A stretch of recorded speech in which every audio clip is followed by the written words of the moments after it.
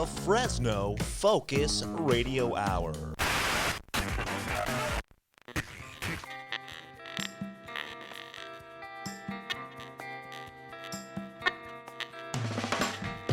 This is the No Focus Radio Hour. Comedy and insight from the greatest minds in Fresno. A Lightomine Media production. That's right. This is the No Focus Radio Hour, the #1 independent podcast in the Central Valley. Thank you for listening, and thank you for telling a friend. The No Focus Radio Hour is available everywhere podcasts can be found, except Stitcher, because they just shut down, including YouTube and your home smart speakers. Remember to subscribe and leave a review. It helps others discover our show. Man, I miss Stitcher. While you're reviewing, keep in mind 5 stars is the correct number of stars. If you enjoy our show, please share it with your friends. But if you hate it, share it with your enemies. Check out our site, nofocusradio.com. There you can get exclusive content. You can check out other shows related to this one, like Pardon the Intermission. You can find a lot of cool things. Find us on social media. Our handle is at NoFocusRadio. Find the rest of our stuff at lightominemedia.com. Gonna hit the ground running, running just as fast as I can. Oh, where we running? Hit the ground running, running to my favorite podcast in Fresno. Fresno. That's right. This is the No Focus Radio Hour, the #1 independent podcast in the Central Valley. It's made for those who live in the Central Valley, for those who miss the Central Valley, and for those who long to live in the Central Valley, and for those who will buy discount comics at 80% off. In the Central Valley! Yeah! Bring it on, boys! As always, we have a beautiful cast of characters. We're still missing Marty. Sadly, it's been another week. Stu, I think he got. We had such a demand for those prostate exams. He's still out there? Yeah, he's still out there. Ashland and Blackstone. The line is wrapped around the block. Yeah, So he hasn't even gone home yet. Very cool. So if you guys are still needing that buddy check, then Marty's out there. The booty check. The buddy booty check. How far you bend over is entirely up to you. So that's the show notes, the buddy booty check. Right. Show title. So check and we're still missing out. Don. Yeah, he doesn't Don, like. Where are you now, Don? Ready? Don, where are you, Don? Don. We missed your poll, Don. Oh, Don. We haven't seen you, Don. Don, we're looking for you. Where'd you go, Don? Oh, Don. Don Schlicks, where'd you go, He's Don? been missing. He doesn't like us. Don. He doesn't like us. Where is Don? Why does he hate us? Why did he leave us? Where'd you go, Don? Don, where'd you go? Don? Hello? Don? Hello? Don, is that you? Don? No, it's not Don. Ah! Don! Don's not here. People right now are going, what the What the heck? heck is going on? Yeah, here? I get myself into. Who's Don? Yeah. Who's Don? I don't know, Don. You know, it's funny. You brought up we brought up that Marty. I was on Ashland and Fowler, and it reminded Or Blackstone, yeah. Blackstone. Both times you said that, it reminded me of an old skit from the No Talent Show. Oh. The one, Which one? where it was you and Darren, and you did the brothers with the spray. Oh, yeah. What was that? You're all I can't find it. remember. I'm gonna find it. It's on. So we YouTube. did this for those who don't know. We did before the podcast. We did the No Focus. It's the No Talent. The No Talent. Oh, sorry, the No Talent. No Talent show. Was it No Talent Hour or just No Talent Show? It was called I'll find what the heck it was called. It was called the No Talent Show. The No Talent Show. The No Talent Show. Yeah, is what it was called. and it was a skit show, like Saturday Night Live. but it was- Fresno's first professional comedy skit show. There you go. Yeah, and and you we can did still that. find it out there somewhere. Yeah, it's around. So we did skits, and it was fun. It was you know actually what? pretty It's fun. under the it's called it's the Fresno Talent Show. That's The how you, Fresno That's how you find it Talent on Show. the YouTube, I believe. Oh, there you go. Okay. So you put all the skits up there. Yeah. Actually, the best way to find it, because I still can't find it. If you write Hulk Hogan comes out of the closet. Oh, that pops up automatically. That's how you find. And then you can find the. That's channel. how you find our. Look at if you type Hulk Hogan comes out of the closet. Oh, you should. The here we go. first video you see is There Hulk you Hogan go. coming out of the closet Oh, with nice. Don Schlick. Don Schlick. And then if you click it, then you get the rest of our. Dick and Dan. Dick and Dan. There's part of Dick and Dan. Let's listen to Dick and Dan here. Okay. So what the Doorman was telling you was that this was a comedy skit show that I'd put together, and it's actually how the Doorman and I kind of became It's friends. how we met. And so this particular skit, Dick and Dan, I did it with a buddy Darren, and I can't remember what was the other guy's name, the other actor's name. Oh, it's Randy Colruss. Randy. Okay, so yeah, he's hilarious. Yeah, and so we did this skit where we were doing these sales, like these infomercials. Infomercials. Yeah. And you So had we're this trying to sell amazing something. spray, but there's Yeah. part of it that reminds me. So I Okay. pull this up here. Here we go. Media. How do you turn on the volume? Magical water from the. Here we go. Uh-oh. Yeah, you know. Let's start it from the beginning. So it's Dick here. and Dan. Dick and Dan. Let's see. Oh, that's. And there's Marty actually right And there. There's Marty. There's stupid Asso in the audience. There he is. I'm Dick, right? And I hope you're half as thrilled to be here as I am. My favorite here, Darren. He's in the audience. He comes out. So we're supposed to be brothers, Dick and Dan. This is my We're favorite. like surfer dude brothers. You guys have this spray. It helps with everything. Yeah. Hemorrhoids were quite a problem, but you know we're here today because you've been having. Darren's great. Oh, hey, dude, I didn't think you were gonna make it due to that little hemorrhoid problem you had. And then we did really quick. We did these really quick green screens. Well, no kidding. Well, tell us about it. What happened? You know, Dick, having juicy hemorrhoids walking around is really a couple, man. Oh, man. You can't even shower, you can't get dressed, you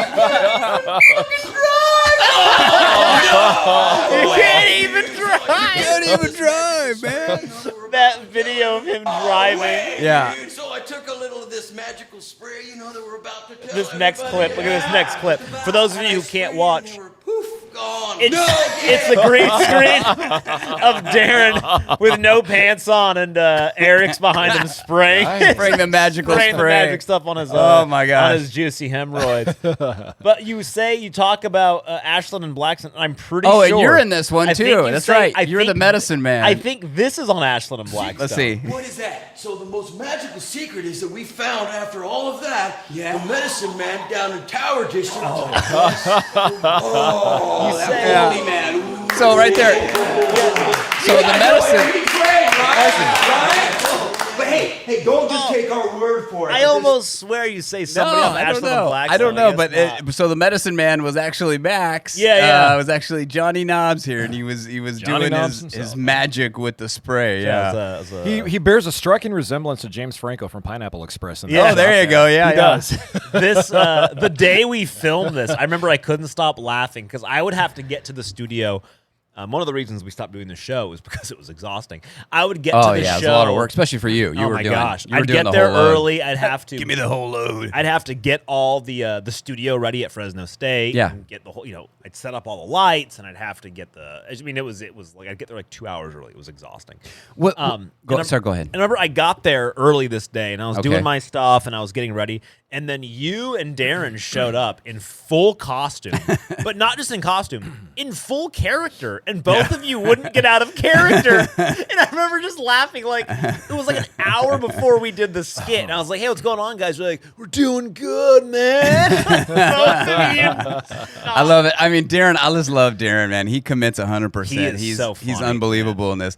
Well, and here's the thing too for the audience out there. Yeah, if you guys can look up, it's called the Fresno I'll put Talent this Show. in the show notes. I'll put. Oh, some put of it in the these show notes. here. And if you want to see some of the skits we did, and actually we got to write the whole group of us, and then we had a bunch of talented actors.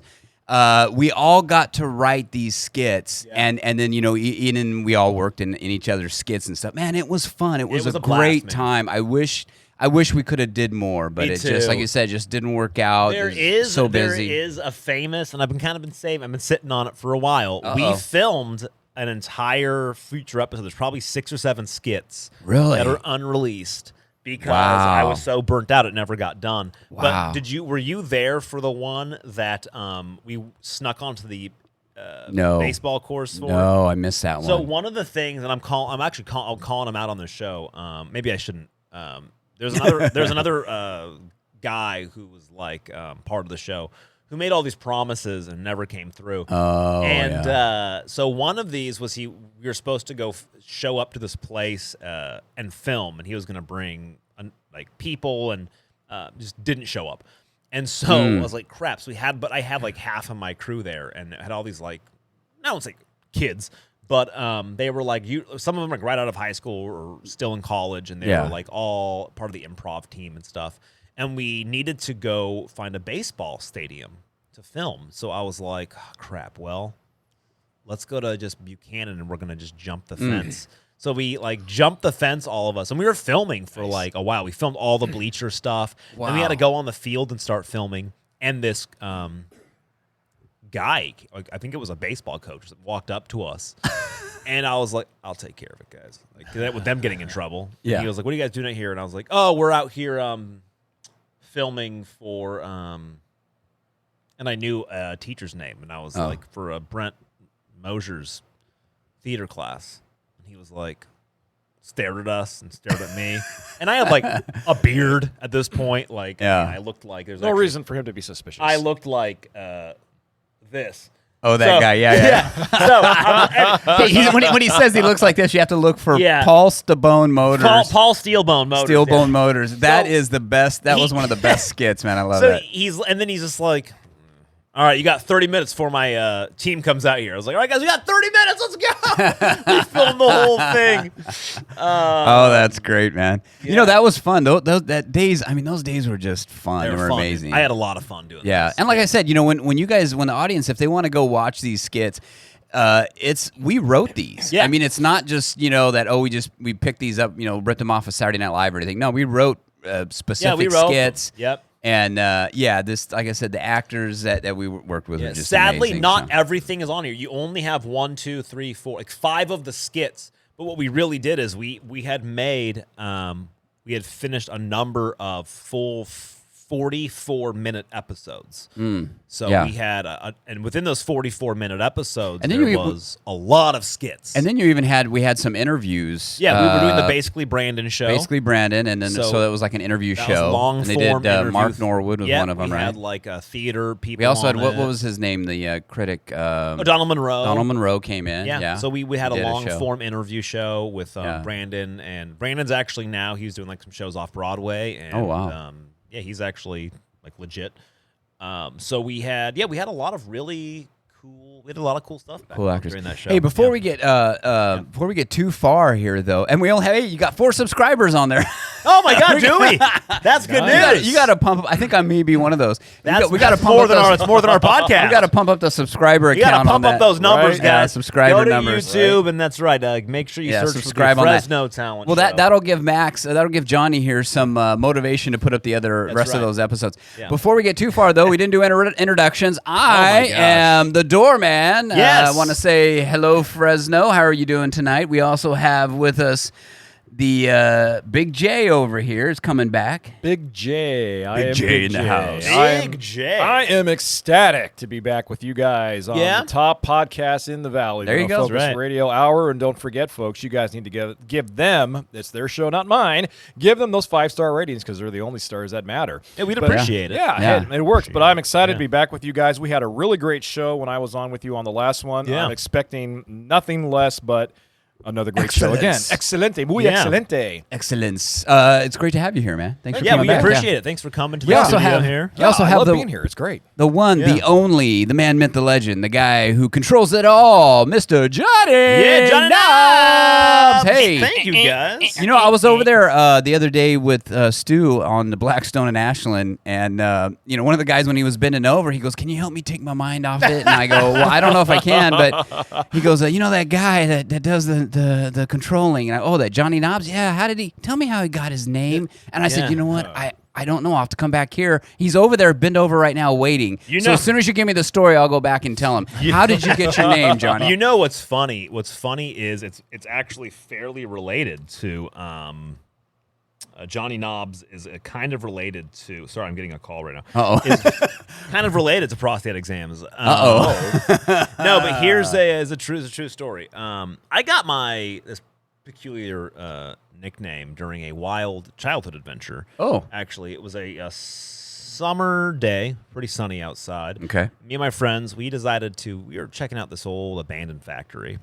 And it was on the outskirts of town. All right. Kind of, it was in the boonies, you could say. And when we were inside, we stumbled upon this mysterious room that was filled with colorful doorknobs of all types. Ooh. And shapes and sizes. And me, being the curious one I couldn't resist just turning each knob. But it was causing a cacophony of doors swinging open and closing and swinging shut. And my friends, they all erupted in laughter, and they dubbed me Johnny Knobs. And that monitor stuck with me through the majority of my life. And because, as a reminder of my mischievous spirit, this was written by ChatGPT. Not that good. Every ChatGPT story has me playing with doorknobs. Yeah. And it can never, get better than this. Well, it's funny because it sounded like I thought for a minute there you were in Monsters, Inc. All of a sudden you had all these doors you're opening and closing. I'll be honest, it's all it's doing. It's nothing good here. It's really sad, actually. Randall. Yeah. Okay, and then so after you were doing that, your friends, you walked out and your friends say, so what happened was then I got into the car and it was funny. So that all happened, and we got into my car and I started playing with the radio some Sticks, the band Sticks. Oh, Sticks, yeah. Yeah, and I was playing, and it was like that song about the boat. Come sail away. Come sail away. Come sail away. Come sail away. And they were like, sail Matt, they were like, away Johnny, with turn me. down the volume. And so I did that with the knobs, and hence the name Johnny Knobs, because I controlled the volume. I don't know. I was bad. hoping you'd redeem from the last episode, but Chat GPT just totally. Honestly, I I don't know, should they probably totally just tanked. I should probably just stop. That's a good idea. I'm kind of just. I think at this Is there point, another one? Is there another one besides Chat GPT? There's we can Bard. use? Bard's even worse. Uh-oh. I tried it on Bard. Bard was like, he got his name because his parents named him Johnny Knobs. Yeah. End of story. End of story. Period. It was like, Move on. Good one. Yeah. Goodness. So, Jason, you mentioned that Yes. people in Fresno listen to Yes. our show. People Yeah. outside of Fresno listen course to our they show. do. People who miss Fresno listen to our show. Of course they You do. said something kind of peculiar, though. Yeah. You mentioned that Yeah. people who like to buy comics for discount Yeah. like to listen to our Yeah. show. Yeah, of Tell course me they do. more about that. Yeah. Okay. So what If you need more information specifically, that would help. Yeah. there you go. So it's been a sad day for those of Yeah. us here in Fresno and the Greater Valley, I guess you could say, Yeah. who love pop culture, comic books, whether you're DC, Marvel, Japanese anime, whatever.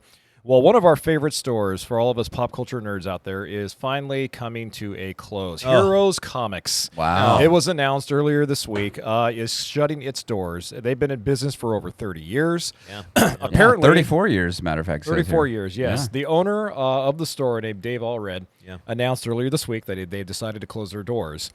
This is obviously very tough for all of us who love comics, Johnny, to see Yep. this place close, because I spent many a weekends down there sifting through back issues of the Avengers and Batman and the Flash and Superman, just plucking out my favorite issues so I could read and enjoy. And then obviously as they expanded their stock a little bit, they added more graphic novels, which I perused through as well. But this really was like, I think, one of the last great true places that you could go in and just spend hours and just get lost. And they would let you. They wouldn't let you take any of the issues out of the cardboards. You could look at them, but I mean, as far as like going in there, Take them out of the plastic. you take them out of the plastic and stuff. Yeah. Some of them you could, but not all of them. Yeah. But the point I'm trying to make is, for those of us who are still kids at heart, who grew up with these characters, who cherish them, that was where we could get lost for an hour or two. Oh, yeah. And I hope I can be so bold as to say that the reason why he is closing the store is because, according to the story, I believe that the land or the property owner increased the rent on his store, and he has no choice but to close. 70% increase. Yeah. Yes, 70% increase. Now, was he always there, or was he was in a different location for a while, right? Yeah. He was. Previously they were out, and correct me if I'm wrong, Johnny, but I want to say that they were out closer to Clovis, right? They were the Yes. original. Sorry, there's a mosquito in here in their studio somehow. Uh-oh. I mean, it's funny. I'm actually trying to remember where I used to go before they moved. In my mind, they were. I used to go to Sierra Comics before Heroes movie. I don't even remember Sierra Comics. Sierra was around a long, long time ago. But I want to say that they were out near, was it Shaw and Peach, maybe? That's what so in my mind, Yeah, I think it was Shaw and Peach. I'm almost 99% sure. Yeah, they were where the there was like an FYE Music. Yeah, in yeah. that sort of area there. There you go, there is you where go. I You're thought getting it warmer. was. Yeah. Yeah. And Clovis, yeah. Yeah, although it's funny, I remember them. I remember going there as a kid. I used to go there a lot. Oh, yeah, yeah. But now I'm having trouble remembering where it was, which is kind of crazy.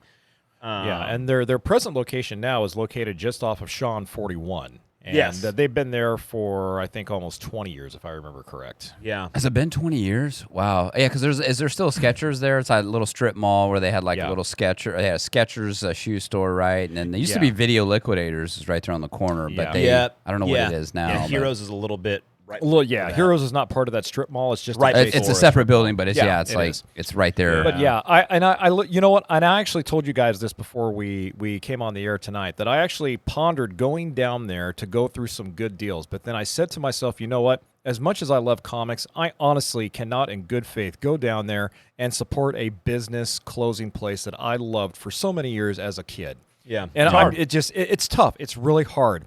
I feel really bad for Dave, because it sounds like he had no choice to do this. But at the same time, I think he's going about it the right way by saying, look, it's been a fun 34 years. It's time to close, though. Spend more time with family, which is what he wants to do. Yeah. Yeah. So more power Yeah, to him. it's a tough one. I mean, I don't even know. I mean, is there any? I don't know of any really other big comic stores in town. The There's only some small- other- there's like Legends, I think. I was just going to say, Legends is really the only one I can think of that comes to memory. Legends to me, I've been in there just a couple times. Yeah. Feels more like a Corporate, more like corporate store? Or? well, it feels more like a Feels more like a gaming store. like a gaming Oh, store. okay. A gaming store. It's definitely a gaming store. It's like like RPG, role-playing games. Yes. Oh, okay. Like big tables to play those sort of games. Like there's D&D matches. Magic Oh, card, gotcha. Magic- There's Okay. more Magic the like Gathering. like just stuff like tchotchkes from like there's like a bunch of like you know, Figures and stuff. figures and like Super Mario type tchotchkes and that sort of stuff. It's not Okay. like a true like Heroes was just like a straight up comic store. It was Yeah. a comic book store. Heroes, I could walk in and get all of the issues of the Spider-Man edition of the Sinister Six series and the comic series. You can't do that when you walk into places like Legends. They won't have the Sinister Six series and the Spider-Man comics. Yeah, Okay. they did like the old fashioned like legitimate. They had like a pick list. You could write what you Yeah. wanted, and then comics would come in, Yep. and he'd collect them for you, and you could have your name, and you'd walk in, and you'd pick them up and pay for them. Like, it was a real comic store. And I really don't know. There might be some small ones in town that I don't know of. I think one of the greatest tragedies about this store closing is that they did a fantastic job, I thought, of promoting the local independent comic book writers and artists who were trying to get their work seen by the public en masse. Because there were occasions where they would have signings by some of the local and independent artists here. wow. Yeah. And these were people who were trying to sign on with big name comic labels like Dark Horse Comics, like Marvel, like DC. And so those people now, those artists have now lost this avenue of promotion. So Yeah, they're now good going to have point. to figure out another way to promote their work, and that's going to be tough for them to do. Yeah, another good point is actually, Marty went out to, you remember Heroes Fest? I was last going to year? say that. Yeah, Yeah. Our show, the No Focus show, went out there Yeah. and did interviews, and that's going to, Heroes Stu, is gonna be gone, yeah. Stu Yeah. with the Porch Pirate went out there and Yeah. they did interviews with some of the characters out there that were like a local Ghostbusters Alex Vaughn and Yep. they had the Batman guy and some other people out there that he interviewed. Yeah. So, oh man. Yeah, it's tough because when you think about a business like Heroes, I mean, if you're someone who is not steeped and ingrained in this type of entertainment like we are, gentlemen, they're just going to say, oh, just another business closing down. No big deal. Well, Right. think about it this way. And I know it's never going to happen, but think about it this way. If Disneyland closed down, imagine all of the children and even all of the adults who had all the great memories of going to Disneyland, and then it closes down and they know they can never go back. Yeah. That's how those of us who love comics and pop culture feel about Heroes. Well, it's Yeah. a type of loss, and you're feeling is. it more and more. It's a connection especially to our childhood. Yeah, especially in the in this day and age, it seems just like especially the mom and pops and the smaller Yeah. stores Hard, like man. this are just going away. They're just gone. It's gonna be very hard. The current, especially with the current economy we're in, it is very hard, if not impossible to really survive or at least thrive. Yeah. Having a mom and pop store, because when you're with a corporate store, Yeah. even if you have a corporate chain of some kind, for the most part, they're at least taking on a lot of the lease, or they're doing something. Yeah. When it's just you. Like, well, if your store underperforms, there's other stores that can make up for that in other areas, and it's all kind of it's a wash. It's but a wash. If you're just a mom and pop one store, you have to make it, and if you don't, you don't. And as a mom and pop store too, your employees. There's like. Yep. It's very hard to let somebody go. If you're struggling, for the most part, you're still going to keep somebody on and really hold on to them. Yeah. So it's hard. It's hard. It's really hard to just survive. Well, I wonder why they're raising the rent. I wonder if it is actually that things are just getting more expensive, or if it's just a matter of greed. Well, it's both. I think a lot of times it's not greed. I mean, I think a lot of times it goes to greed. It could be, but if you think about let's say whoever owns that land, right? Let's say whoever owns that building. You have to remember, like, Fresno has some of the highest increase in just living rent, apartment rent in the nation increase. Remember, we did that study a while ago. We looked it up. The cost of living increase in Fresno is one of the higher than New York. Like, rent's higher there, but the jump in Fresno from, like, on average $700 a month to like $2,300 a month for like a one-bedroom apartment. That's insane. Yeah, it is. Ridiculous. So the jump went crazy. So everything. So you can imagine whoever owns that building, his expenses have gone up. His everything has gone up. Plus, he's going to have competition coming in, and his insurance rates have gone up. So he's going, look, I could keep you at this rent, but maybe he'll end up losing money, or I can increase it, and somebody's going to come take it. So if you can't handle it, heroes, I'm sorry, but a Starbucks might, or whatever it is. Yeah. It's really sad because you see, fact. you see all these retail spaces that are empty, and especially after COVID now. Right. I mean, it's I think they say that's the next big collapse is retail. There'll be a ton of retail spaces. Yeah. Especially all the big bankruptcies of, like, you got Tuesday Mornings, if you think the last couple of Bed years. Bath and Beyond. Tuesday Mornings, Bed Bath and Beyond, Bye Bye Babies, you got heck, even just going back a couple of years, the Radio Shacks, the Toys R Us. Toys R Us's. Party City is now Party Plus, or Party City's going out of business. Are they really? They're bankrupt. They went bankrupt They already. went bankrupt. Yeah, they changed their signs on a couple stores, like, overnight. Yeah, it was No crazy. kidding. Yeah. Yep. So Party City's closing their doors. Yeah. And there's another big gosh. chain that's closing their doors also. It's affecting and everyone. it's the way that it not just affects even if they're a corporate store, it doesn't just affect the store itself. I mean, you're talking how many jobs is that community going to lose, right? Yeah. I mean, this is terrible. It's an epidemic. Yeah. It is. I'm just looking up here. Bankruptcies have risen 10% in 2022. Prior to that, it's essentially a 10% increase per year. Wow. Yeah, it's been bad. And then with the bankruptcies have begun with increased corporate filings and expect to rise. Yeah. I was saying, just with the economy stalled essentially right now. I mean, they're saying we're in a second recession. Yeah. But I don't even know if we really even got out of the first one. Yeah. It doesn't feel like it, does it? No. And then you tack on all these bankruptcies. Man. Big companies that filed for bankruptcy. These are just big corporates. In 2023 alone, you got Bed Bath and Beyond, David's Bridal, Boxed. You guys remember Boxed? Yeah, I remember Boxed. Boxed. Yep. Independent Pet Partners, IPP. Okay. They own, like, Loyal Companion. I'm trying to remember who else. We did some selling to them.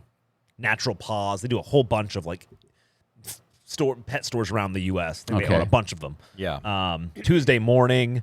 I didn't realize Tuesday Morning went. Yeah. Serta Simmons, the bed company. They're gone. Think about that. Wow. Huge. They're gone. And their accessories. Party City.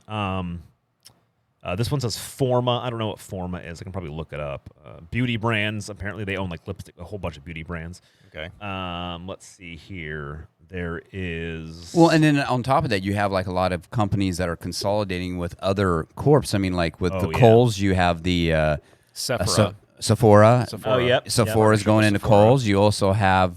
who was it? Ulta is moved into where? Oh, they're going into Targets. Yep. Ulta. Mm-hmm. So they're kind of combining... And so that to means survive. That means they're probably going to be closing a lot of their bigger locations Yeah. to downsize as a result of that. Sure, yeah. So that's a trickle down effect there. And what's going to happen as well? The world is in a really weird spot right now. It is. Yeah. There are unions are organizing everywhere in Hollywood, in the automakers they're getting ready to strike with all four of the big. Yeah, and it's a big one because what they are fighting for right now is a dollar for dollar, percent for percent cost of living increase based on inflation, which means you can't. I mean, I get it. Everybody wants that. Sure. Because, I mean, that would be great. And in a normal world when inflation's like on average 2% a year, controlled inflation, great. Yeah. But in a world where like we're at like I know we have like fake inflation numbers, but like even if you went off like the fake inflation numbers, like it's just 9% year over year. Like goodbye. But I think people don't understand is great. Let's say you get that raise. The amount you're going to be spending on everything is going to make that a wash or worse. Yeah. It's like when everybody wanted the higher minimum wage. Like, oh, fantastic. How's that working out for you? Yeah.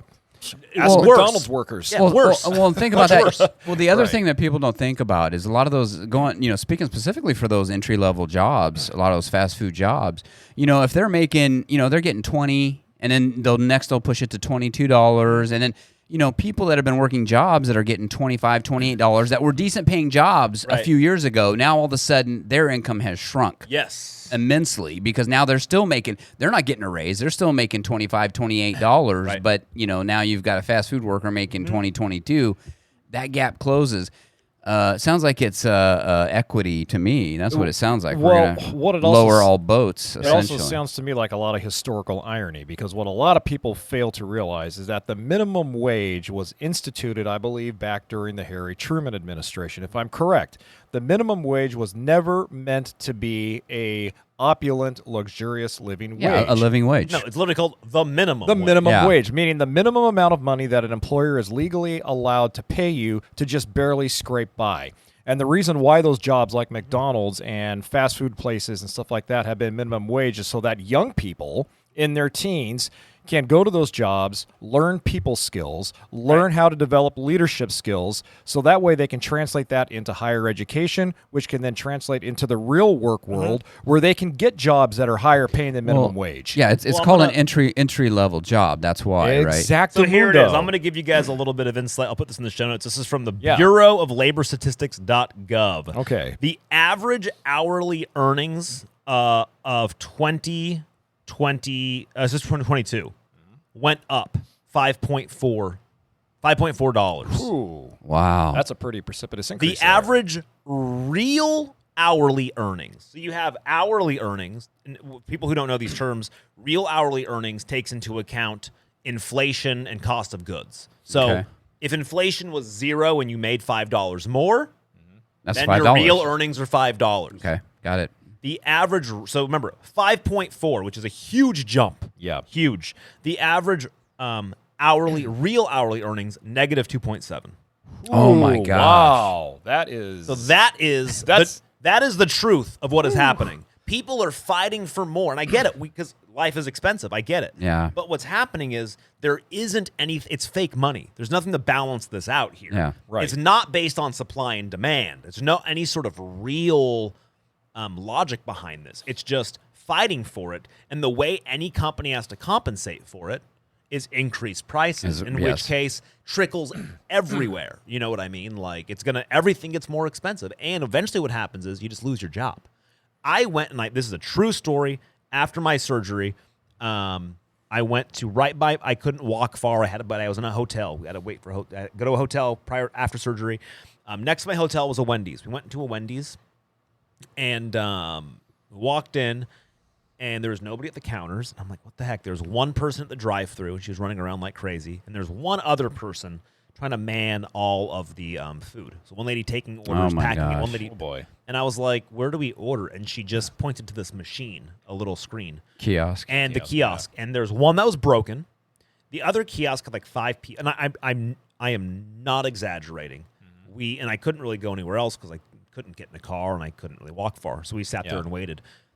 It took maybe 20 minutes for this guy to enter his order on the kiosk because the kiosk was so busted and old and slow. Oh my gosh. Wow. So we finally went and ordered. They got everything wrong. The whole point is that the entire restaurant had 2 people working there. Yeah. Imagine a restaurant with 2, and they were running around like crazy in the kitchen, and then everybody was angry because everybody's orders were wrong. But I'm like, you can't afford. Instead, they replaced them with broken kiosks. Yeah. And that's the world. So it's like, and I get like UPS, a UPS driver right now, sweet deal. They're making $170,000. Yep. And that's what but I'm like, hey, that's great for the next 5 years. But I guarantee you, UPS is saying, $170,000 per worker per year. Well, if I bought a $1 million self-driving car that lasts me 15 years, done. Getting rid of you. Yeah. In 5 years, every one of those drivers. So instead of having 20 workers that are making 170, you're going to end up with 5 workers that are making 170 possibly. And then the rest of the fleet, you're just investing in a machine to do it. 100%. This is what we talked about before with the 100%. fast. We talked about this on a previous episode with the fast food, where these companies were already testing machines that were going to make your burger. Basically, there was only one person to man the machine. Yeah. That was going to man the machine, and it was going to be, just basically an automated system. Then you would drive through, it would automatically take your order, and then it would, automate your burger, whatever they say that. And literally, you'd have one person there just if there were any issues that need to be rebooted or something needed to be restocked or something. But other than that, so that's what you're going to end up in with these fast food jobs. And we already are there. And on top of that, it was terrible. How many times? I mean, you can't even go to McDonald's, and it's funny how not funny, but funny how you go to McDonald's now, and for a family like mine of 3, you might as well go to a restaurant and get a sit-down meal. Yeah. It's almost the same price as what it is at McDonald's now to get a 100%. Bree and I officially we're budgeting everything, and so we go out very rarely. We used to go out a lot more. 2018, 2019, I was like, it was great. I felt like I'm looking back at that time, and I'm like, man, those years I feel like we were swimming in money. PG&E bills were like half the price they are now. Gas was half. I was like, oh my god, I had so much more money a couple years ago. But we went out. This is maybe 2 months ago, 3 months ago. I forgot. I probably talked about it on the show. We went to it was Wendy's again, and we both got 2 meals or something like that, and it was $36. Wow. 35. I was like, no, sorry, wrong. I made a lie. It was $32. $32. 32, 36. I mean, what's a really in the 30s is way too much. But there's a Mexican restaurant right here that has like a family. It's called Figaro's. I talk about it. It's been in my business of the week like 50 times on this show. Yeah. I love Figaro's, and you walk in, they make everything fresh. They have they're grilling the chicken. Like it's an open kitchen. You can watch what they're making. It's amazing. You order a salad. It's like this big, and like, they have like 2 chicken breasts on it, and it's like the best place ever. I love it. When we order there for us, it's $33. And if I pay cash, they take out the credit card fee. So it ends up being cheaper than going to Wendy's. I'm like, I can go to Wendy's and get crappy, processed burgers that after I eat, I'm still hungry. Long live the square patty. Because I'm not eating a lot of food, right? Square patty. Or I can go to Figaro's for less, where I have so much food left over, I eat it the next day. But the thing is, how much longer can Figaro's survive, though? That's going to be the question. Now, they are a family-owned, so they can kind of keep their costs down that way. But you're right. You got a good point. They're going to have to slowly, and they slowly sort of increasing their prices. It's like slowly but surely they're... It's starting to make its way down there, huh? Yeah. Well, I mean, and Eric, take a look at even some of the bigger theme chain restaurants like Applebee's and Chili's, for example. Applebee's has closed a lot of their North American restaurant locations. Aren't they just gone? Are they still around? They're still around. There's only I think 2 or 3 restaurant locations here in just the greater Fresno area itself. Yeah. But Applebee's has closed most of their restaurants nationwide. Chili's has closed most of their restaurants nationwide. Wow. You also have TGI Fridays. Remember when TGI Fridays used to be the place to go to enjoy libations and drinks with friends? Sure. Well, now, I mean, hello, do they even exist anymore? So even the bigger chain restaurants, which historically have made a great revenue by being what they are and selling what they sell, they're even starting to get pinched a little bit on this. Oh, yeah. Well, and since we're on a restaurant kick, too, I mean, and it's not only, and it's the quality also. For a while, yes, these places are chains, and yes, they got the food from the same place, but you've noticed that these food suppliers, too, they've had to cut corners and go a little bit, and it's like all the food just became terrible. Right. Overnight. I mean, it was literally like, I don't know, I think it was right before COVID, but you could really notice the quality had just dropped completely. I mean, we hardly ever went to those places, Applebee's and stuff, just because the quality was so bad as far as the food. But yeah, I don't know, man. It doesn't look good. And like you say, these places want to strike and they want more, but we're in a bad. Okay, let me ask you this: where do you think this is going to go for the car industry? Just in general, because you said this economy's in. You said earlier when we started this economy's in a weird place. Yeah. Where do you think that weird place is going to take us? What's your predictions? I got two bad predictions. Okay, no, but legitimately, I would honestly say a silver I lining? believe there is hope, and I really believe, and I used to, I really, I don't like to think that like a president's going to solve issues, but there is, if you have a strong leader who is actually willing to make big national policy changes and willing to say like, hey, we are not. If you see how much we are, once again, have you seen our national debt right now? No, it's in the trillions, right? Oh, still. I wish. I wish. I mean, we're at over $31 trillion. Oh, they say after this budget, it's going to be 33. Right. I mean, 30. Keep in mind, do you guys not remember the national? Yeah, we're already at 33. We're at 33 trillion dollars. Oh, sorry, we're at 33 right now. Wow. And how much of that? How much have you guys seen this statistic? We've talked about it. How much of our, check this out, current money has been printed in the last, I'll say, 2 years. I'll say 3 years. Can you? Is there no way you can pull up a screen for us over here? Okay, here we go. Okay, there we go. Yeah, 80% of all U.S. dollars in existence were printed since 2021. in the last 22 months. 80%. Wow. 80. Think about this. From 1776 until 2021, we had all of our money. And then 80% of all of our money has been printed.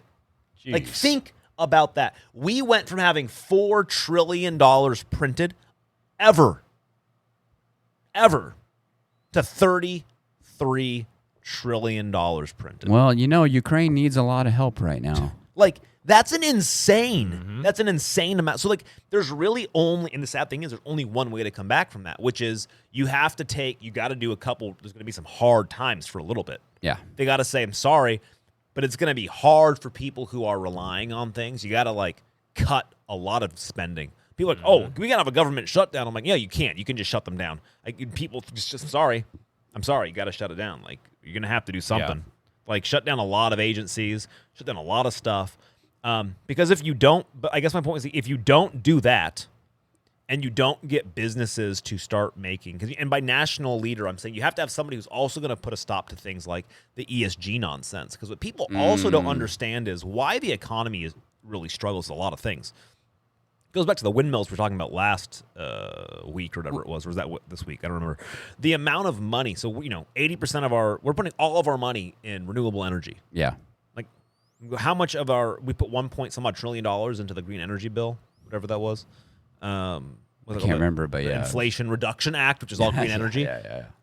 All put into like solar panels and windmills, which are all built in China. So that money doesn't stay here. Mm-hmm. We're just shipping money to China. Yeah, it's not like we're creating jobs and we're not doing. It's just printing money, and then that's all it is, right? Yeah. So what that does is like the auto union. I get what they're doing. I get it. It's hard. I'm sure it's very hard to live on what they're making. But what everybody's kind of forgetting is the car makers don't need to be building cars here. Remember, they weren't. We had to, Donald Trump dragged some of them back here. They're just going to go, okay, well, I guess we're just going to make our cars in China again. And not only that, they also have the EV standards that these car makers have to meet, which is piled upon all of this. 100%. Did you see Ford lost how much did they lose on EVs last year? Lost how much on EVs? $2 billion? Was it $2 billion? I think it was, right? Yeah. I'm just saying, yeah. That sounds good. Sure, whatever. You bet. on Ford's Model E, they lost $2.1 billion in 2022. This year, they're going to lose $4.5 billion on selling their EVs. Yeah. Because they are told they need to do this. That doesn't. Yeah. Nobody wants them. There's no infrastructure. If you have a government saying, but we're going to force you to make them. You have to do this. What does that do? Imagine you're Ford. What do? Yeah. You say, okay, well, I'm going to do this for a little bit. But meanwhile, what are they really doing? They're concentrating on selling cars in India, in China. Have you seen all the incredible cars they're building for India? No. It's amazing. Really? They have the coolest cars for India because India's like, 1 billion people who all want a bunch of little cool cars. And India's like, we don't really care if they're EVs. Just like build us good cars, tiny little. So all these companies are like, we'll lose money until we get established elsewhere. Then you're going to have no jobs.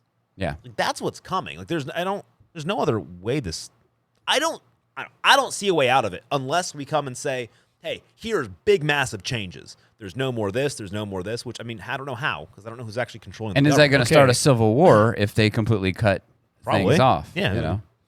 Well, but see, that's going to be extremely difficult, too, because you factor in the special interests as well. Well, And exactly. so Who's actually controlling they're, it? They're the Yeah. ones controlling. You have the 100%. environmentalists and look, they're standing up for what they believe in. I can't fault them for that. But they're not really, though. I think the normal people, the people on the ground, the are.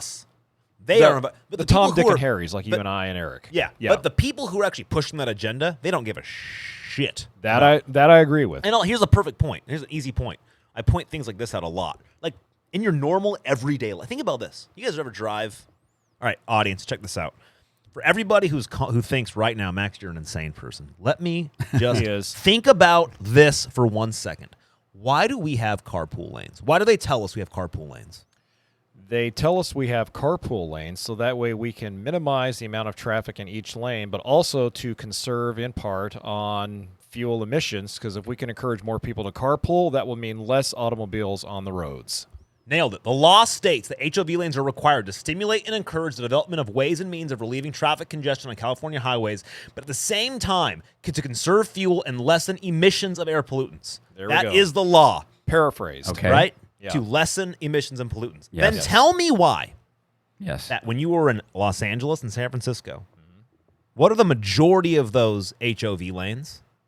What do you mean the majority of them? The majority of them, you are can't empty. just use. No, you can't. Because you have to have a fast track pass.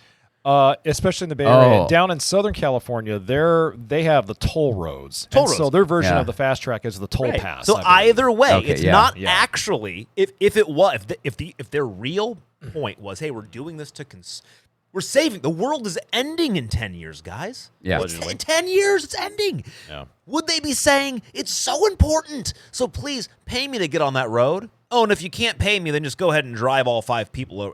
Drive all your single people. It doesn't matter. Right. We don't really care. That's Yeah. how you know. And there's things like Yeah. that. And those little things like that we just don't think about.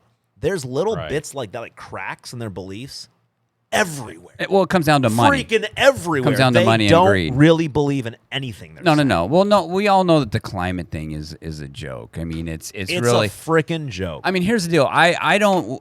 The bottom line is this: for most people, and I think I'm probably most people, is that people don't want to destroy the climate. They don't want to destroy the world. But as far Right. as what we're being told, and this whole emergency situation where we have to change our whole lifestyle, Right.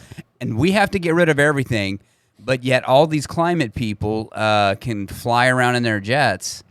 And live their lifestyle still in their big mansions and Right. using consuming all their energy. That's okay.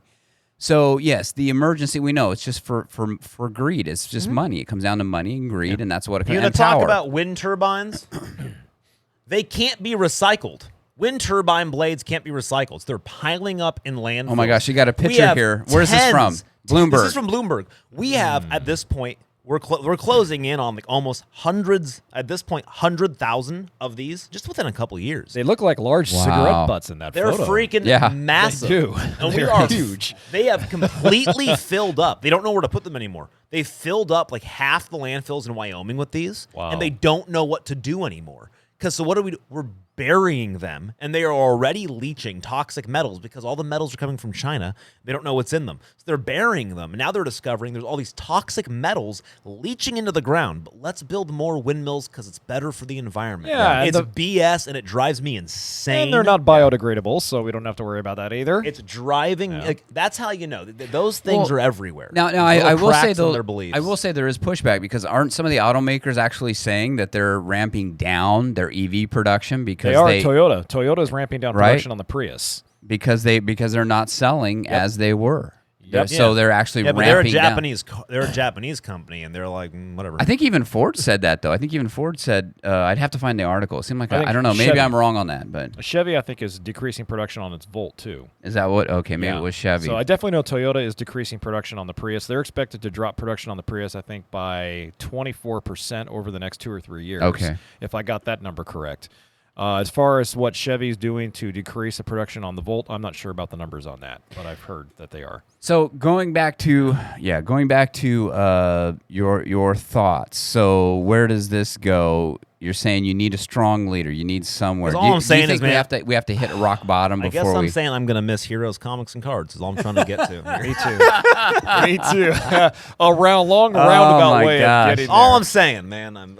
Well, and you're actually not wrong. It's a symbiotic circle. What affects one affects the other. And It's even though all it's a tied different together, industry, a different line of business, they're all affected by the same interior and exterior factors that determine who stays open, who closes. It's a sign of the bigger times that we're in right now. I was kind of throwing this out earlier before the show. Now the term parallel economy has come into play, and people are talking about it. And we kind of talked about it a little bit before. Do you think though that there could be a parallel or a type of parallel economy, Johnny, or even for you, Big J? Yeah. What do you guys think that could actually happen? You know, in the 70s we went through this with the gas embargo, the gas crisis and all that, and I remember hearing everybody talking about bartering. That was the big term back then. Yeah. Barter. We're going to barter for services. We're not going to use cash anymore because of inflation. And so, that was the big thing. So, I mean, do you think maybe a parallel economy with some type of bartering, or I think on small people will level, find a way to survive, right? I think on micro levels, yeah. I think within communities, I think there'll be small things like that. But I think as a on a state and national level, no way, Jose. I truly believe America is already past where it's not ever going to look how it looked. I would say even in 2015, we're past. People are leaving, and it's happened. I would say if 10 years or 8 years is slow, but if you just think about people who were making, and this is an insane thing to think about. This is crazy to think about. People who were making $100,000 in 2015, 2017, were pretty well off. Pretty well off. Yeah. I just read an article. I'll find the article again. That people making $100,000 to, I think it's $100,000 or more now, are the people who are in the most credit card debt, the biggest amount of credit card debt. And it's because, and they go through it and they show it's because they're the ones who are actually paying the most for everything, because they do not get scholarships for kids. They don't get any sort of welfare bits. They don't get the discounts on their PG&E. They actually get hit harder. So in the end, they're paying more for everything. So they're actually taking more debt out. And it's subsidizing people who are making a lot less money. And it's just like now, you put 15 or that thing just hit in May, right? If you put 15% down on a house, you get an extra point on your mortgage debt. It's like, you get an extra point of interest if I put 15% down. Yeah. You're punishing me for that. Yeah. And if you don't, but you have a credit score of 680 or higher, tough. You also get a point. It's like that's people. It's a weird. I don't know how it's an equity crap. Yeah, I don't know how you get out of that. You end up becoming you look. People use this thing a lot, but you do. You end up looking a bit more like Venezuela and Lebanon than anywhere else, where they keep on trying these things. Countries don't. This isn't a crazy thing. Venezuela was the richest country in the world. Have you seen their money is worth nothing? They're just taking stacks of cash out. It's like Lebanon. Lebanon was the Paris of the Middle East. They're in bread lines right now. Like that. Like this, it happens very quickly. Once it starts going. Yeah. The thing is, we're probably able to stay afloat a little bit longer. Yeah, it's not like right away, but I mean, because we're a bigger nation. But But once, I mean, states are giving away more and more of their power. States are like, we don't even have a real government, for goodness sakes. You don't have a real government when they say you have city governments, state governments, and federal governments who are all supposed to stay out of their own thing. And then city governments, Orange County, Rockland, they all say, hey, we have voted to ensure that if a child changes their gender or something at school, then we have to tell their parents. And then the state. Well, it was Temecula when Gavin sued that school district. And Bonta is now suing. Bonta is suing Rockland, which is the state of California, is suing Rockland and Orange County. We're suing multiple city governments for the choices that the people in the city make. That means you don't live in a real we don't live in a real government. We live in a soft dictatorship. Isn't that police usurping state. The powers of his office? Yeah, it's not a real. Shouldn't Rob Bonta be more concerned about passing meaningful legislation to keep violent criminals, rapists, and drug dealers and thieves off of our streets? He's too busy giving away everybody's concealed carry information on the internet. Okay, correct me if I'm wrong, but isn't he the Attorney General of the state of California? So shouldn't that... Not wrong. Well, I know I'm not wrong, but shouldn't he still be a little bit more concerned about keeping the violent criminals off of our streets rather than suing districts and counties in this state who are trying to make meaningful decisions based on their citizens and their based needs? on what the people want? Almost, exactly. It's almost like one... Sorry, I don't mean to come down on you. No, you're right. Some should say, or some could say, that it's almost like they purposely wanted to do it to keep the people in fear and maybe keep them. Yeah, how dare you come against what we're going to say? Wasn't there a movie kind of like that called Demolition Man, where they yes, and it's a classic. Where they released where the guy in charge was releasing the criminals, but then making it seem like there was an issue and trying to scare the people. Think about that to future. control them. We're only going to have Taco Bell and Pizza Hut. No Wendy's. Right. That's it. That's all we're going to have. Aren't you supposed to kill a man named Edgar Well, Friendly? yeah, I don't know, man. I honestly, I would say, and this sounds crazy. I mean, people are going to think I'm a crazy person, but whatever. I don't think it's too what would far give us off that thought? to say that, like, and it's like, we're one election away from, like, irreparable harm. It's like, well, kind of. Yeah. Because 4 years after, you have 4 more years of what we've been going through. And think what happened in 3 years. We went from having, like, the strongest economy ever. Yeah. Literally ever. Yeah. Ever. Like, and Something that's that was not bouncing. hyperbole. Listen, That is not hyperbole. We like had the been, worst economy. We had been kind of under the boot starting, Yeah. and then all of a sudden it did bounce back. Yeah. With Trump. And things were looking good. Things were looking Things were positive looking and good. hopeful. We had Next the thing least you know, unemployment. We had more African Americans working at higher pay rates than any time in American history. Yeah. We had highest pay. The highest pay. This is the craziest stat that I heard. Is we had what they call effectively 0 unemployment for disabled people. There was nowhere that a disabled disabled people usually struggle. You have to go to places like ARC, and you have to, like, if you're disabled, you have to like go to places and try to, like, find programs that place you in areas. Yeah. Those places were, like, shutting down because everybody had jobs. They're like, everybody's, like, grocery stores were hiring everybody. They're like, this is great. People, it was an amazing economy. And now it's like, you're making $150,000. And just in 3 years. 3 years. The damage that was done. And imagine another 4. On steroids. I mean, literally. And then once again, I know people.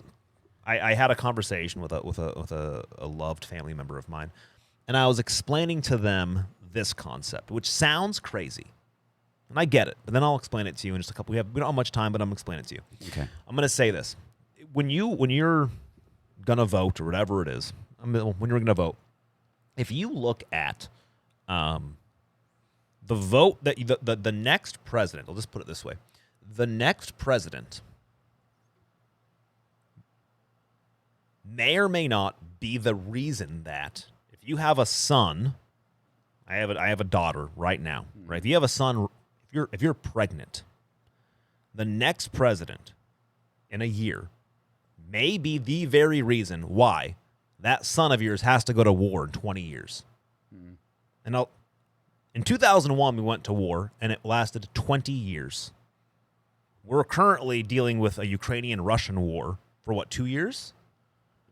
What makes us think that it's not going to last for another 18 years? And on top of that, you've got Taiwan getting surrounded by China. If you don't get out in a year, it will last, and it's going to last. So literally, the next president you have, it's very plausible, and I think it's a very more than plausible thing. I think it's probably a very true thing to say that whoever the next president is, and I'm not saying they can do it or not, but as long as they're at least trying to get out of this, it very well could be the reason why my daughter's future husband goes and gets killed in a freaking Russian-Ukrainian war. Well, and I'm like, that's a huge thing to think about. People aren't thinking about the future. They're like, oh, this is good for my wallet, or this is good. I'm like, think about your children in 18 years. This war could either be, we could be out of this war in a year, or we could be so full in it that we're sending our troops in and we're not getting out. We're only going to be out of that conflict if we stop sending weapons 100%. And supplies to Ukraine. Exactly. And also, something else to make a point here about Ukraine, all right? Let's get real here, folks, all right? Ukraine is not exactly the flower country of the world. But we just got canceled. I just saw it. We did. Yeah, the government just said we're canceled. Nice. Yeah, we just got kicked off the internet. Nice. Hey, Perfect timing. shoot. All right. You said the magic words. Yeah, all right. No, but you're right. Ukraine. Yeah. So look, Ukraine acts like it's oppressed, which they are oppressed by the Russian government, yes. But Ukraine is not exactly a bastion of heavenly behavior. That is a country that has been well known to participate in human sex trafficking. And Vladimir Zelensky, the wonderful Ukrainian leader, he's not exactly Mr. Saint on high, might I add. Didn't he play the piano with his penis on television? He did. Yes. He did. He's a comedian. So the point I'm trying actor. to make out is that Vladimir Zelensky has done a fantastic job of making Ukraine out to be the ultimate victim here, when in actuality, while they are, to some extent, let's also not mince words here. Let's also not make a mistake that Ukraine, again, is a country that has dabbled its fingers in the cookie jar one too many times. They are not to be misgiven, or whatever. What I'm trying to say is Ukraine is not the perfect model here. All right. Sure. Yeah. I mean, well, going back to what Max was saying, as far as getting pushed into a war and stuff. I guess when like you're saying, people think about voting. You have to understand. I guess you have to really be honest with yourself and say, would you want basically a future of what we just had in the 3 years, right, leading up to this election? Yep. Do you want that going forward, which would entail possible world war, or do you want a chance to not do that, maybe to have a little bit of a better life, and just maybe you don't agree with someone because they say some mean things, but at the same time, they have a roadmap to get out of this nonsense that's going on in the world.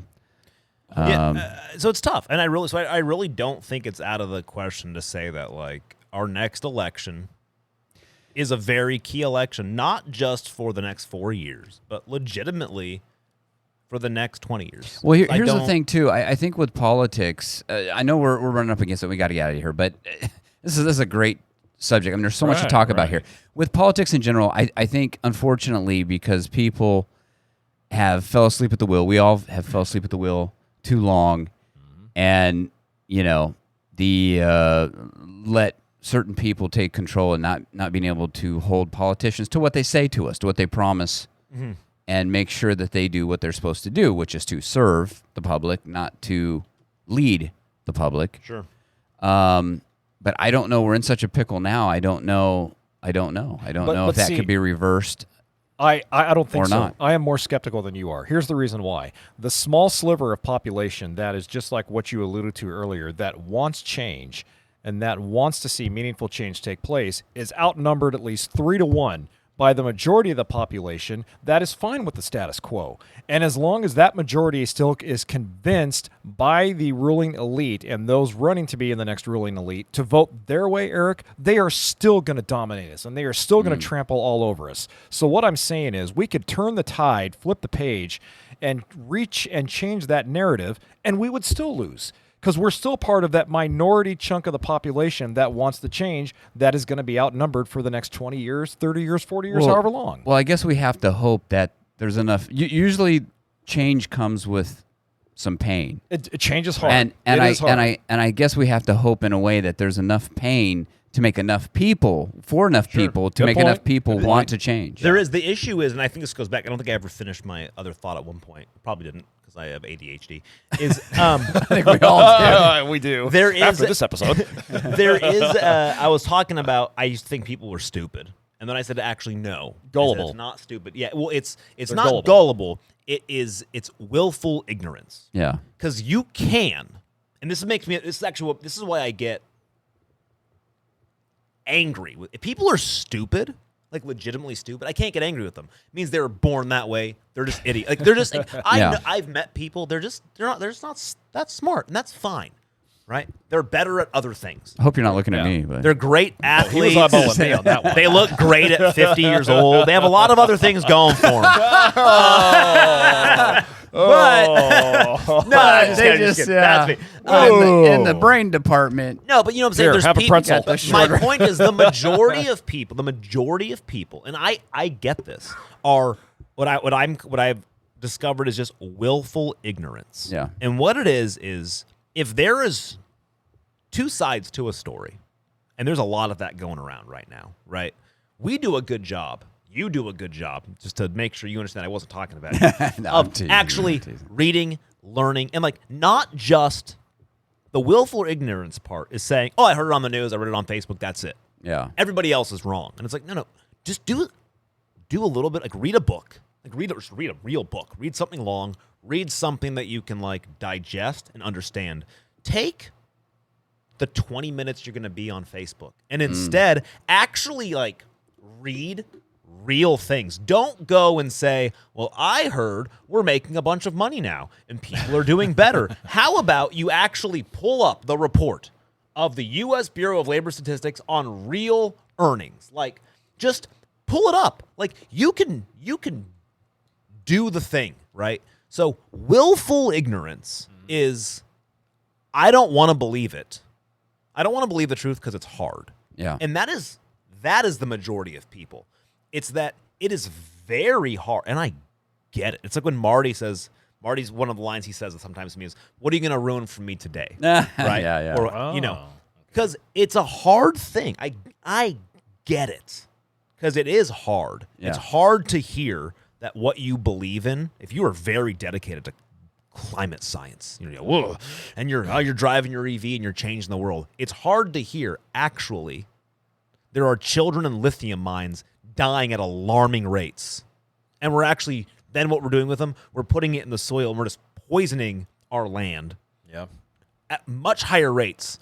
And actually fossil fuels are much better for our environment because now we have almost no emissions out of our cars. Yeah. It's like, and so what people say is, you're crazy, Max. I don't want to, that's insane. You're an insane person. Fossil fuels are bad. It's like, just stop and look, just look at the actual science. Just look it up. Yeah. But if you do that, it breaks a core belief, and people don't want to do that. So people who are like, I love Biden, he's great, he's our savior. Same people, it's hard to believe that what he's doing might be bad. Same people for the really diehard Trump people. Like, look, yes, Trump is not the nicest guy. He does some things I don't agree with, right? I get it. But the diehard people who are like, I don't care what he says, he's amazing. Well, that's also stupid. Like, there's stupidity. So it's the willful ignorance that I think the majority of people have, because they are purposefully not wanting to learn the truth, because it's hard to learn the truth when you've believed something for so long. Well, and plus too, people don't want to change. It's hard to change, and 'cause it hurts. and it's easier to just stay in the same rut rather than pull yourself out of that rut and change and It's have like a different mode of thinking. People don't like being looked at and being told, hey, dude, you're fat and you need to exercise. Whoa, what? You can't say that word. Yeah, like, especially so that's one thing. Like, one thing is being told you're fat and you need to exercise. But, like, I already know that, right? Yeah. But it's another thing if everybody around you has been saying, damn, you look good. Max, you're fit. Wow, you look amazing. You're right. What you're doing is okay. And then somebody says, Max, you're fat and you need to exercise. Then you're really like, dude, you're wrong. But it's like, no, actually, look at yourself. Look at what your BMI is. And just, like, do some basic reading about how working out and eating right's good for you. And if you're just like, no, everybody says I look good, that's the exact same thing that's happening with the majority of the world when it comes to just any information. Like, any information. That's what people do. Is eggs are bad for you. Okay. Eggs are good for you. Okay. Eating only fat's good for you. Okay. Keto's bad for you. Okay. Do you know how many times I was told I was going to die from eating raw cookie dough, and I'm still alive and breathing? Right. A type 2 diabetic who ate his fair share of raw cookie dough, for crying out loud, because of all the E. coli in it. Right. Hello? Knock, knock, knock. To those of you still listening, I'm alive and well. I'm still kicking. I must be on Broadway. Jeez. It's hard. I mean, change is hard. You're right, people. It's hard. Willful ignorance. What's harder than change, though, is admitting fault and admitting mistake and admitting that, okay, we were cajoled by con men, we were cajoled by con women, and finally realizing, looking in the crystal ball, okay, we were wrong after all. That's harder than accepting change, in my book at least. Yeah. Admitting when you're wrong. It's hard. Am I wrong? No, you're not wrong. Okay. I'm sorry. I wasn't laughing at what you were saying. I was laughing because I was like, No. I was laughing because I'm like, we need it. We've got to go on the show, but we've got to end it on a positive note. Here we go. Here's a positive note, guys. A positive note. What note. Can we go out with? I got it. Here's a positive note. Laughing. There is not a single documented case of anyone ever dying from eating raw cookie dough. There you go. Thank you. And where was this from? Where was that from? Google, so don't trust it. Oh. It's hard to find any real.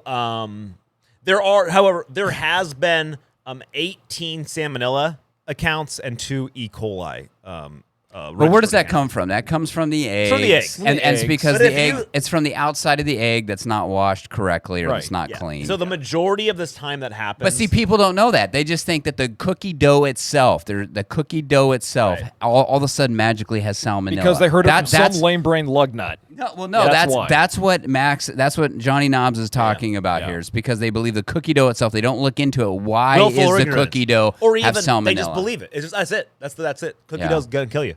And it's like, well, or it's because you left your raw cookie dough in your car for 4 days and you brought it inside and ate it, and then the eggs went bad.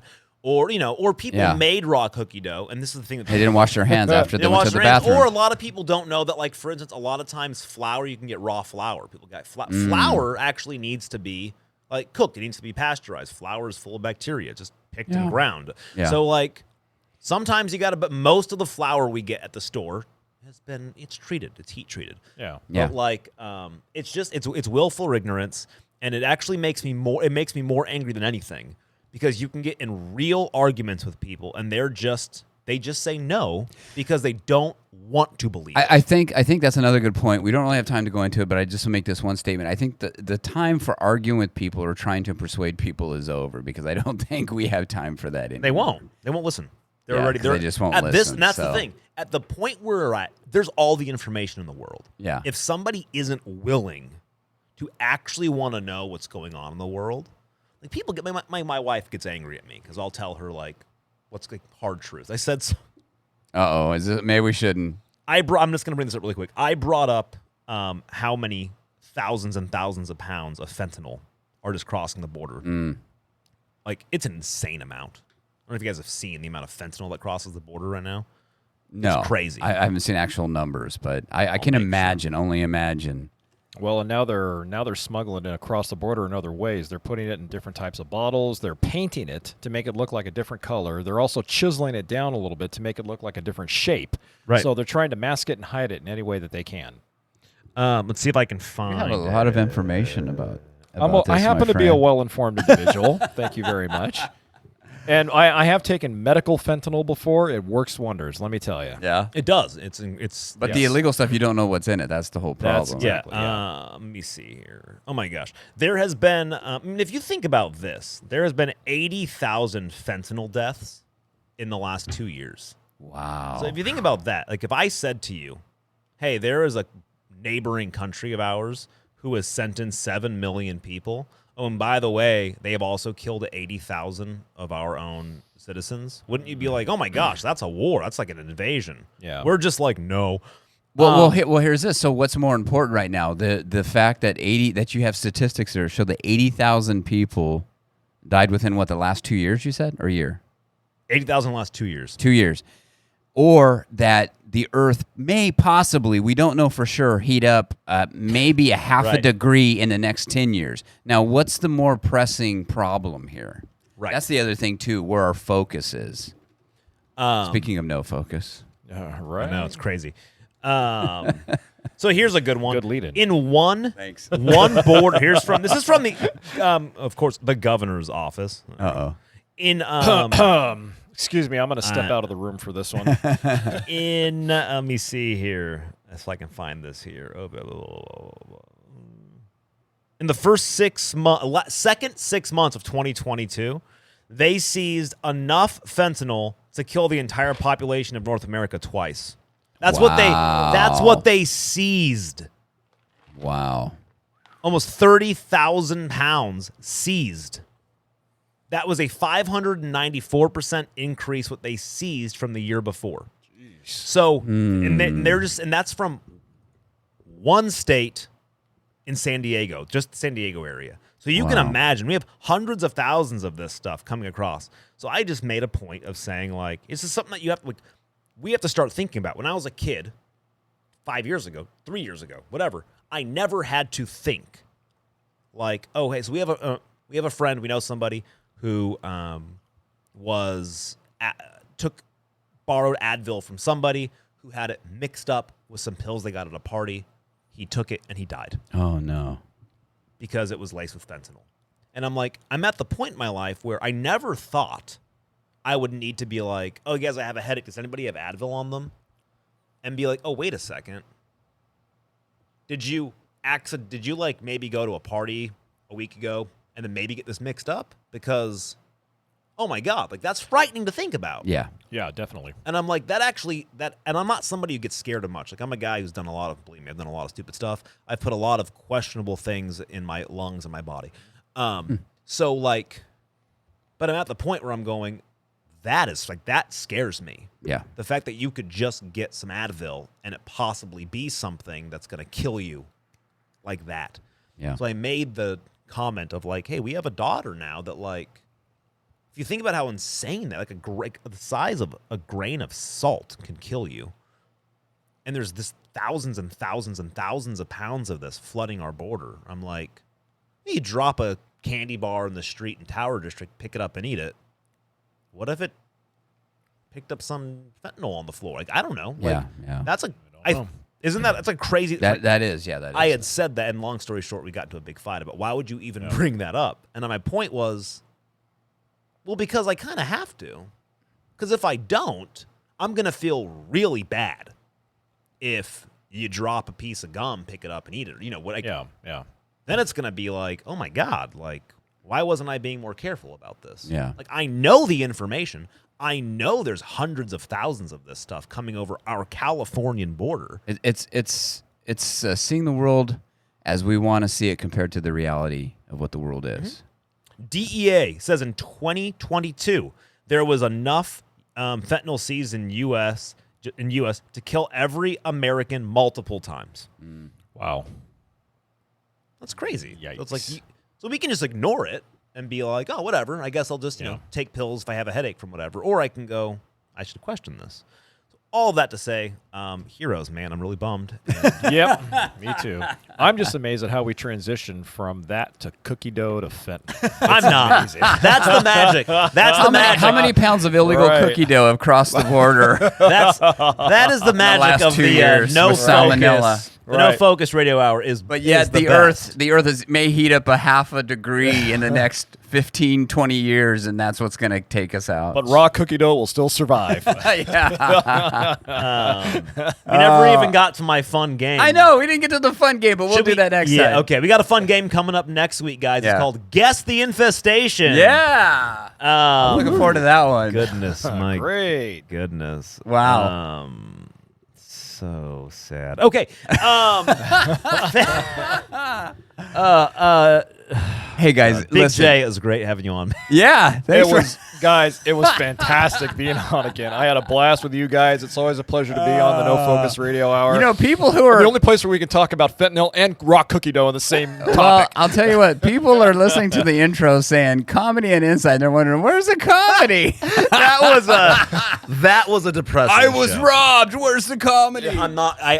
I apologize. I'll tell you where the That comedy was. all Go right. go It's check all out the Fresno No Talent Show. Fresno go. Talent Show on YouTube. In the show notes. There you go. Get your comedy there. Look at some funny skits. Yeah, that was. Thanks for coming on, Jay. Yes, it was a pleasure, guys. Again, thanks for having me on. Always a blast to be on here with you guys. Yeah. Appreciate it, man. All right. All right.